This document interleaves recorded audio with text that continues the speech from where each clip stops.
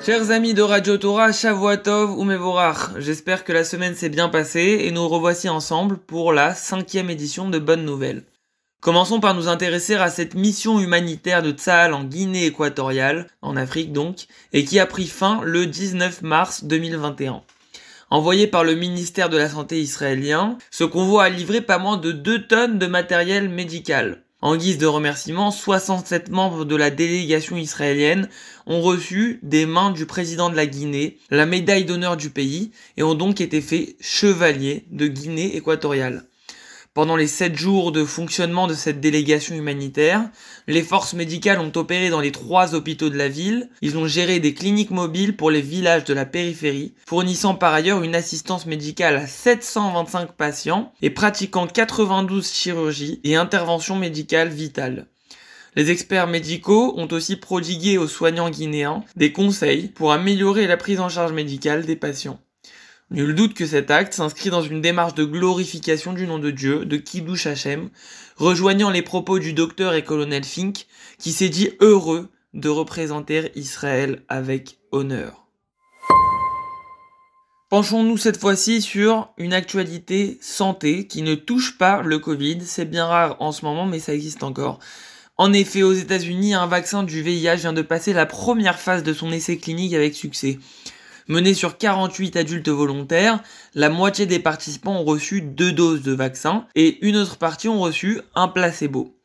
Parmi les personnes ayant reçu le vaccin, 97% d'entre elles ont eu une réponse immunitaire, un pourcentage de réussite extraordinaire. Stimulant l'organisme, le produit a plus précisément permis de créer des réponses immunitaires rares, permettant donc à l'organisme de fabriquer des anticorps afin de combattre le VIH en cas d'infection. Un vaccin contre ce virus est une bonne nouvelle, il permettra de soigner beaucoup de monde, notamment dans les pays sous-développés, à l'intérieur desquels la maladie se propage malheureusement encore rapidement.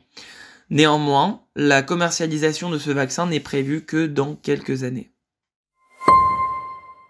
Nous clôturons cette chronique en voyageant, comme la semaine dernière, du côté du Maroc, en ce qui concerne les liens de ce pays avec Israël et la communauté juive, qui sont en plein développement et en plein renforcement.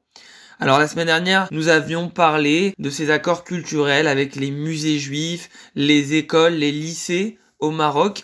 Cette fois-ci, nous allons nous pencher du côté des représentations patronales des 2 pays qui ont convenu d'un partenariat stratégique entre elles, à savoir d'une part la Confédération Générale des Entreprises du Maroc et de l'autre l'Israeli Employers and Business Organizations et la Fédération of Israeli Chambers of Commerce, donc la fédération des chambres de commerce israéliennes.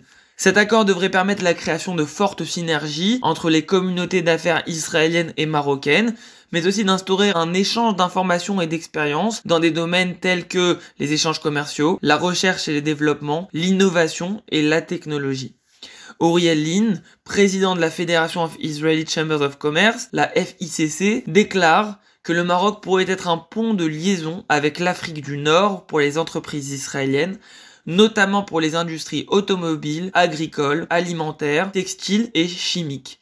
Autrement dit, il est évident que cet accord est une très bonne nouvelle pour les 2 pays.